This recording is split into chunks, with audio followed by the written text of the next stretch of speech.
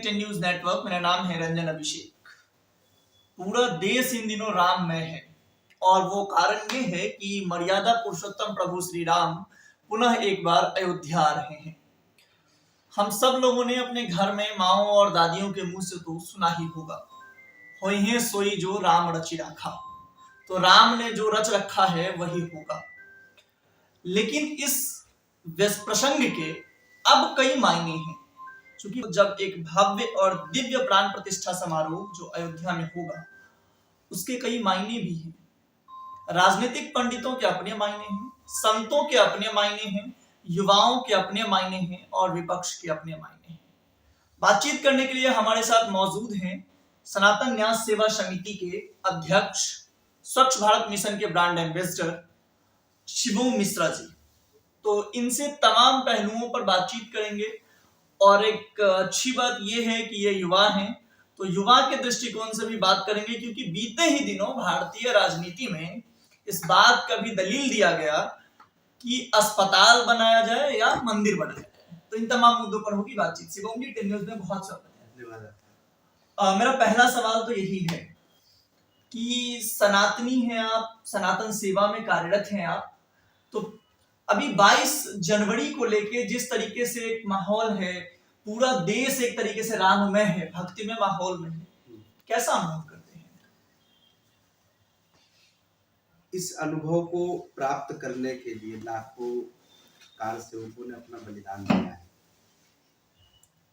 मैं तो अपने आप को परम सौभाग्यशाली मानता हूँ कि 5 अगस्त 2020 को जब श्री रामलला सरकार जी के भव्य राम मंदिर के लिए भूमि पूजन का कार्यक्रम रखा गया था, जिसमें मात्र इस देश के 100 लोगों के आसपास की संख्या थी, उसमें भी सम्मिलित होने का अवसर मिला था।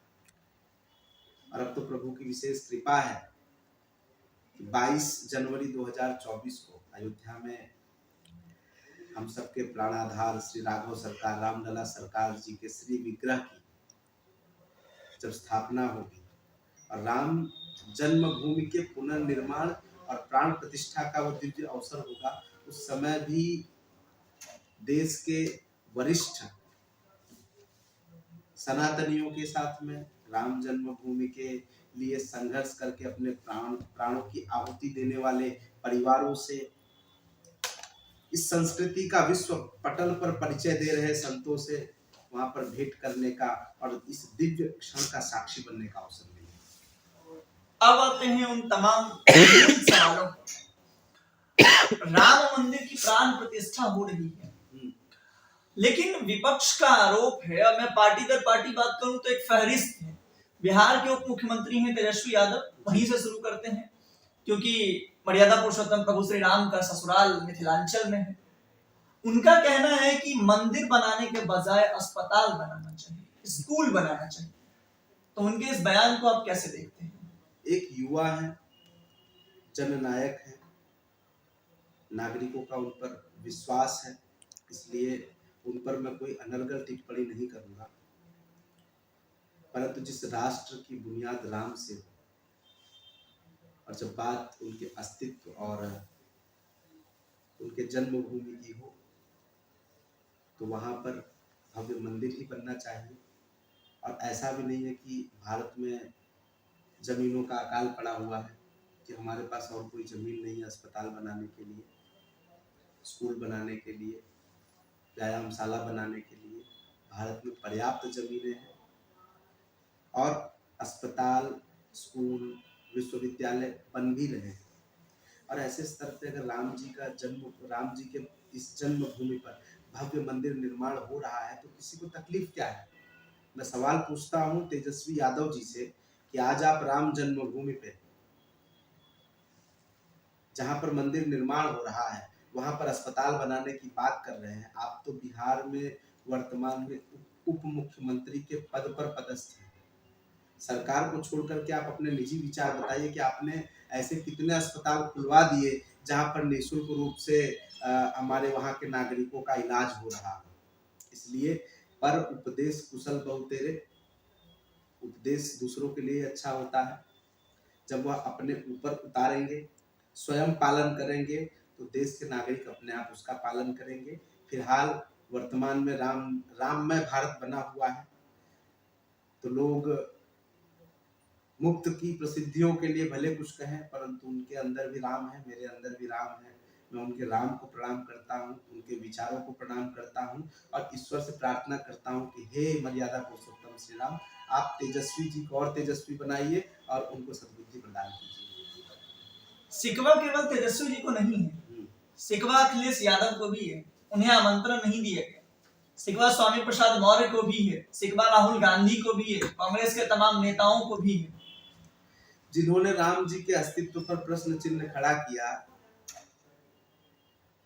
जिनके पूर्वजों ने हमारे कार सेवकों के ऊपर मीर बाकी और बाबर से भी ज्यादा अत्याचार किए, वो आज अगर राम जन्मभूमि के प्राण प्रतिष्ठा में आमंत्रण मांग रहे हैं तो मुझे नहीं लगता कि इनको राम के प्रति आस्था होगी। ये मात्र आमंत्रण के नाम पर राजनीति कर रहे हैं।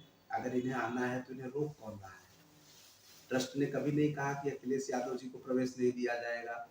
और वह स्वामी प्रसाद मौर्य जिनको रामायण के र के बारे में नहीं पता है, वह राम जी के अस्तित्व पर प्रश्न चिन्ह खड़ा कर रहे हैं। ऐसे लोगों को पार्टी में रख करके आप धर्म के प्रति लोगों को भड़काने का काम कर रहे हैं, दुष्प्रचार कर रहे हैं और आप राम जन्मभूमि का आमंत्रण मांग रहे हैं। आपको तो चुल्लू भर पानी में कम से कम 2 बार डूब के मर जाना चाहिए। आप पूछिए अपने पूर्वजों से जाकर के, उन्होंने राम जन्मभूमि के ऊपर अगर अपना एक सूत भी सहयोग दिया हो तो। आपके शासन काल में, आपके पिताजी के शासन काल में हमारे राम भक्तों के ऊपर बर्बरता पूर्ण रूप से गोलियां चलाई गई, लाठियां भाजी गई, लाखों की संख्या में संतों के मस्तक फोड़े गए, उनको जेलों में डाला गया। और एक इस तरह के आक्रांता को अगर राम जन्मभूमि का आमंत्रण चाहिए तो ट्रस्ट का विचार भले देने का होगा, परंतु मैं एक युवा के रूप में कहूंगा कि ऐसे लोगों को तो राम मंदिर के प्रीमाइसिस के आजू बाजू में भी नहीं भटकना चाहिए। अब एक सवाल और है इसी से जुड़ा हुआ, जब राम मंदिर की बात होती है तो ये तो राजनीतिक मुद्दे थे, संतों के मन में भी नाराजगी है। अयोध्या के ही कई संतों ने कहा कि राम मंदिर का पूर्ण निर्माण अभी नहीं हुआ, केवल प्रथम तल का निर्माण हुआ है और ऐसे में राम मंदिर को वहां विराजित करना, उनका प्राण प्रतिष्ठा करना श्री प्रभु श्री राम का, ये केवल इसलिए हो रहा है क्योंकि सर पे चुनाव है। क्या राम के नाम पर चुनाव लड़ा जाएगा इस देश में? देखिए, राजनीति, राष्ट्रनीति, यह दोनों रामायण सिखाती है। जब राम जी का राज्याभिषेक होना था तो उनका वनवास भी हो गया। और हम कहते हैं राजनीति में धर्म होना चाहिए, धर्म में राजनीति नहीं होनी चाहिए। जब एक संत इस तरह की अनर्गल बातें करे तो उसे एक राजनीति का हिस्सा माना जाता है। मुख्य रूप से आज विपक्ष से प्रेरित होकर के कुछ लोग जो अनर्गल टिप्पणियां कर रहे हैं, वह अपने पुरखों से, अपने पूर्वजों से एक बार पूछे कि उस क्षण के लिए हम लोगों ने कितना संघर्ष किया है। 22 जनवरी का जो संयोग बन रहा है अभिजीत मुहूर्त में, राम जी के भव्य मंदिर के पुनर्निर्माण और प्राण प्रतिष्ठा महोत्सव का, वह एक अद्वितीय क्षण है, वो हमेशा नहीं आता। देश के वरिष्ठ प्रकांड विद्वानों ने अगर समय निकाला है तो कुछ सोच समझ के निकाला होगा। इसलिए प्राण प्रतिष्ठा के विषय में या मंदिर निर्माण के विषय में, निर्माण कार्य जहां पर राम जी को विराजमान करना है, कितने दिन टेंट में रहेंगे राम जी? लोग 2 दिन टेंट की व्यवस्था की गई है अयोध्या में, तो कई लोगों के फोन आते हैं हमारे पास कि भैया हम तो परेशान हो जाएंगे 2 दिन में। 500 साल तक राम जी टेंट में रहे तो क्या हमें उनको यथाशीघ्र विराजमान करने की उत्सुकता नहीं है? हमें भी है। तो इसीलिए माननीय प्रधानमंत्री जी, प्रदेश के मुखिया योगी जी, माननीय सरसंघ चालक जी, संघ के ट्रस्ट के अध्यक्ष महंत परम पूज्य नित्य गोपाल दास जी महाराज, सभी आज ज्ञानी लोग हैं। हजारों की संख्या में संतों से परामर्श हुआ है। अखाड़ा परिषद है, अलग अलग अखाड़े हैं, 13 अखाड़े हैं। अब अखाड़ों की जो परंपराएं हैं, अगर वह सम्मिलित हो रहे हैं, उत्साह के साथ जुड़ रहे हैं, तो कोई कारण होगा तभी तो जुड़ रहे हैं ना। और जो लोग अनर्गल वार्तालाप कर रहे हैं, टिप्पणियां कर रहे हैं, पहले तो वो अपनी योग्यता का प्रमाण दें कि क्या वो अपने आप में श्रेष्ठ हैं उस समय को निकालने के लिए। मीडिया के माध्यम से, अनुयायियों के माध्यम से आप अपनी चीजों को रखिए ना, रोक कौन रहा है। अगर आपका प्रमाण ठीक होगा तो आपकी बात सुनी जाएगी। हमारे न्याय का चतुर्थ स्तंभ आज पत्रकार है, मीडिया है। मात्र टिप्पणियों के माध्यम से अगर आप इस पुनीत कार्य में बाधा डालेंगे तो ये ठीक नहीं है। आज देश राममय बना हुआ है, यह कहीं ना कहीं राम राज्य का और भारत को विश्व गुरु बनाने का एक संकल्प जो हम लोगों का था वह कहीं ना कहीं सिद्ध होता दिखाई दे रहा है। पूज्य सदगुरुदेव भगवान जी के आशीर्वाद से, संतों के दिव्य आशीर्वाद से और अनंत राम भक्तों के संघर्ष और बलिदान से क्षण आया है। तो हम तो कहते हैं जितना जल्दी इस कार्य को पूरा किया जाए वो तत्काल हो ही जाना चाहिए। कहा गया है काल करे सो आज कर, आज करे सो अब, पल में परलय होएगी, बहुरी करे सो कर। तो इसे भी तो ध्यान देना चाहिए कि जो अच्छा क्षण है उसको तुरंत पूरा कर लेना चाहिए। कल क्या होगा क्या पता किसी को। अब एक सवाल और है शिवम जी कि सनातन की बात जब हम करते हैं तो मैंने कहा कि सनातन के शीर्ष शिखर पर जो बैठे लोग हैं, चार पीठ जो हमारे यहाँ है सनातन धर्म है, उनके जो शंकराचार्य हैं, तो पूरी पीठ के पीठाधीश्वर शंकराचार्य स्वामी श्री निश्चलानंद सरस्वती जी ने एक जो बयान दिया, सुना ही होगा आपने। उन्होंने कहा कि जो धर्म का काम है, जो धर्मार्थियों का काम है, जो संतों का काम है, अगर वह भी राजनेता करेंगे, प्रधानमंत्री करेंगे, तो वहां संत क्या करेंगे। और उनसे जब पूछा कि क्या आप जाएंगे अयोध्या, तो उन्होंने कहा कि मुझे सूचना मिली है कि एक व्यक्ति के साथ आना है, तो मैं वहां जाके ताली बजाऊंगा क्या। क्या ये जो कहीं ना कहीं मन में जो एक क्रोध कह लीजिए या तकलीफ है संतों के मन में, इसके पीछे का क्या कारण है।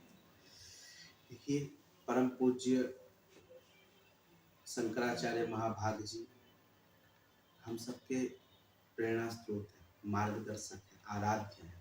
हम सब हृदय से उन्हें प्रणाम करते हैं। उन्हें ज्ञान देने की हमारे अंदर क्षमता नहीं है, असमर्थ हूं मैं।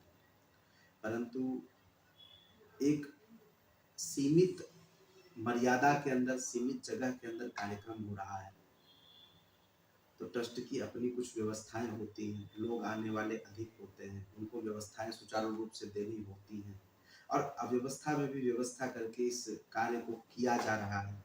बहुत ही अल्प समय में योजनाएं बनी और तैयारियां हो रही हैं। तो ऐसे में हमें थोड़ा सा ट्रस्ट को सहयोग करना चाहिए, प्रशासन को सहयोग करना चाहिए। जो पीठाधीश्वर है शंकराचार्य हैं, आपके शंकराचार्य जी के पद की गरिमा पूरी रखी जा रही है, आपको ससम्मान बुलाया जा रहा है, आपकी उचित सम्मानपूर्ण व्यवस्था की गई है। अब शंकराचार्य जी के पद को उनके शिष्य लेकर के चलेंगे वो तो उपयुक्त नहीं है। और यहाँ पर आने वाले बहुत सीमित लोग हैं, वो देश के एक वरिष्ठ लोग हैं। ऐसा नहीं है कि किसी भी अज्ञानी को बुला लिया गया है। तो जो लोग आ रहे हैं श्रेष्ठ हैं, तो उन श्रेष्ठों के बीच में अगर श्रेष्ठ ही रहेगा तो उचित होता है, नहीं तो गलत लोगों को बुलाने के बाद कई बार परिणाम बुरे आ जाते हैं। तो सीमित लोगों का और सीमित जगह में सीमित समय का कार्यक्रम है, तो एक दिन के लिए थोड़ा सा अगर संघर्ष हो भी जाए तो तकलीफ क्या है। आप तो जीवन भर संघर्ष कर रहे हैं, आपके बलिदानों को, आपके किए गए कार्यों को जगत देख रहा है कि जितना आप संघर्ष कर रहे हैं मुझे नहीं लगता कि और कोई कर रहा होगा इतनी उम्र में। तो ये चीजें समझनी चाहिए और पालन करना चाहिए। और थोड़ा सा मैं विशेष रूप से कहना चाहूँगा कि पूज्य गुरुदेव भगवान, एक दास के रूप में मैं आपसे निवेदन करता हूँ कि थोड़ा सा मूर्ख लोगों के सलाह से आप बचें। आपके कुछ शिष्य अनर्गल वार्तालाप करके राजनीतिक द्वेष फैलाने का कार्य कर रहे हैं, आपके पद की गरिमा को खंडित करने का कार्य कर रहे हैं, तो थोड़ा सा उनको समझिए। हमारे साथ शिवम मिश्रा जी थे। मैंने शुरुआत किया था इस बातचीत को यही पंक्ति के साथ, इसी पंक्ति के साथ, होई है सोई जो राम रचि राखा। और इस कार्यक्रम को मैं अंत कर रहा हूं इसी पंक्ति के साथ कि राम नाम की लूट है, लूट सके तो लूट, अंत काल पछताओगे जब तन जइहे छूट। तमाम आरोपों के बावजूद इन्होंने जिस तरीके से कहा, 22 जनवरी हिंदुस्तान के लिए और तमाम सनातनियों के लिए, और केवल सनातनी नहीं, कई लेखक हैं जिन्होंने कहा है कि अकलियत के लोगों ने भी कहा है कि राम इमाम हिंद हैं। तो जब इमाम हिंद है तो तमाम पूरे हिंदुस्तान के लिए गर्व का दिन है, गौरव का दिन है। देख रहे हैं 10 न्यूज नेटवर्क, रंजन अभिषेक।